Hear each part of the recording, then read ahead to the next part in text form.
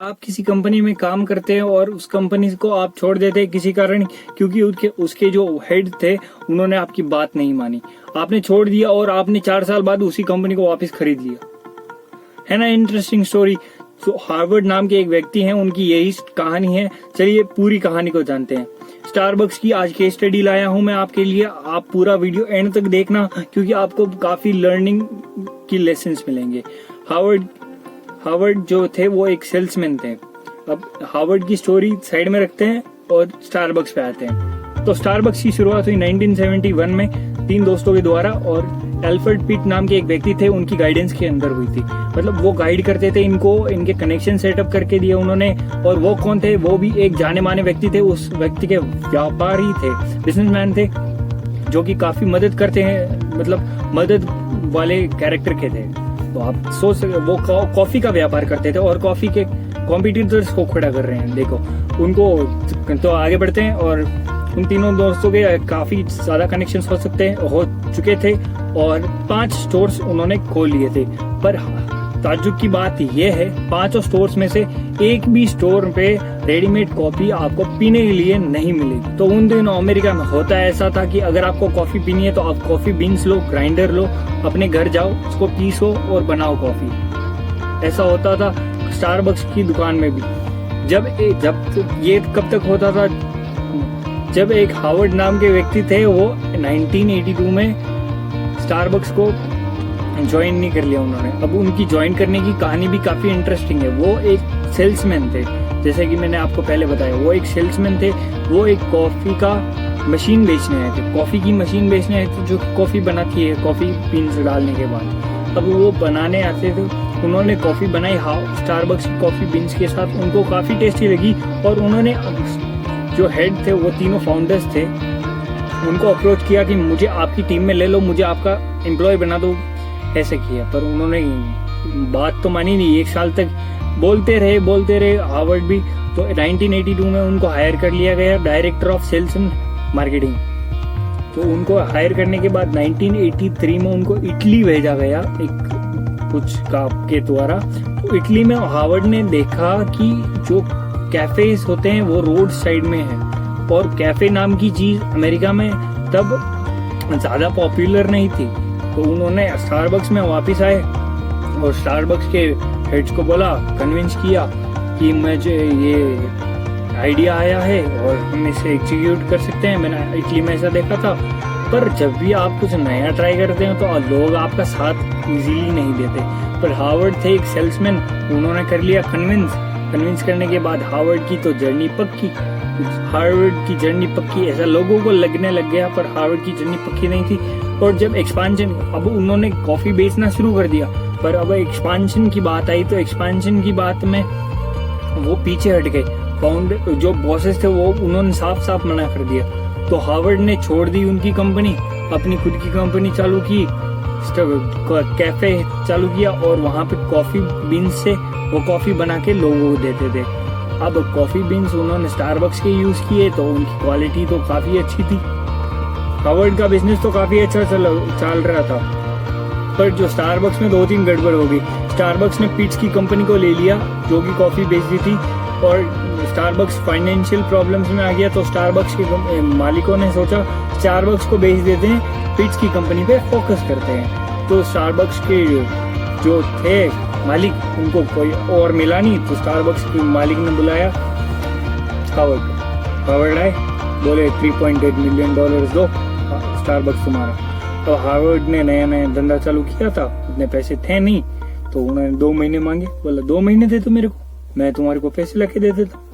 और 2 महीने तक इन्वेस्टर्स को पिच किया, इन्वेस्टर मानने वाले है नहीं, इन्वेस्टर्स को उन्होंने कैसे न तैसे जुगाड़ लगा के पैसे रेज किए। $3.8 मिलियन में स्टारबक्स को खरीदा यूं, और अपनी कंपनी के साथ मर्ज कर दिया। जैसे ही मर्ज किया, 4-5 सालों के अंदर 1987 में मर्ज किया खरीद कर, और 1992 में आईपीओ लॉन्च कर दिया। आईपीओ लॉन्च किया 165 करंट स्टोर से। आईपीओ के लॉन्च होने के दिन जो प्राइजेस थी उनकी वो थी 25 मिलियन उन्होंने रेज किए, 12% शेयर्स बेचे और $17 का एक शेयर रहता। $17 का एक शेयर, यकीन करते हो? तो ऐसे काफ़ी अच्छा चलता रहा।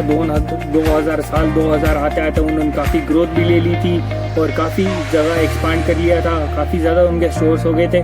और 2000 में उन्होंने रिजाइन कर दिया, ऑफिशियल रिटायरमेंट ले ली। ऑफिशियल रिटायरमेंट लेने के बाद उनकी कंपनी, उनको लगा काफ़ी अच्छी तरह से चल पाएगी, उनको लगा ऐसा, पर ऐसा हुआ नहीं। क्यों नहीं हुआ? क्योंकि उनके जो हेड थे वो काफ़ी अच्छे नहीं थे, मतलब उनको इतना नॉलेज नहीं था। हार्वर्ड जितनी नॉलेज कहाँ है बाबा। तो चलो आगे बढ़ते हैं। और नॉलेज नहीं थी, उन्होंने एक्सपांड तो काफ़ी कर लिया, पर 2007 आते आते उन्होंने क्वालिटी बिल्कुल कम कर दी और अपने प्रॉफिट बिल्कुल बढ़ा दिए। अब स्टारबक्स की कॉफी कौन खरीदे? और स्टारबक्स की कॉफी 2007 तक आते आते तो रिसेशन भी आ गया। रिसेशन में कौन भला कॉफी खरीदे? इतनी महंगी कॉफी होती थी उनकी। और आपको एक रीजन बता देता हूँ मैं, थोड़ा पीछे लेके चलता हूँ आपको। जब स्टारबक्स में के इन्वेस्टर्स को अप्रोच कर रहे थे हार्वर्ड, तो उन्होंने 2-3 बातें ऐसी स्टारबक्स में इंटीग्रेट कर दी, इसकी वजह से उनको फंडिंग मिली। या फिर फंडिंग मिलने के बाद किया, ये प्रॉपर डेटा नहीं है मेरे पास, पर मैं आपको बता दूं, ये जो नाम थे, ये स्टारबक्स में आपका जो नाम लिया जाता है, आपका लिखा जाता है, वो काफी मिसस्पेल्ड होता है। और उनकी जो मेन्यूज होते हैं वो भी काफी अलग से होते हैं। वो आइडिया था इंटीग्रेट करने का स्टारबक्स में हार्वर्ड का। हार्वर्ड ने इंटीग्रेट किए थे ये आइडियाज स्टारबक्स में। तो चलो 2008 पे आते हैं। आ गए रिसेशन का टाइम।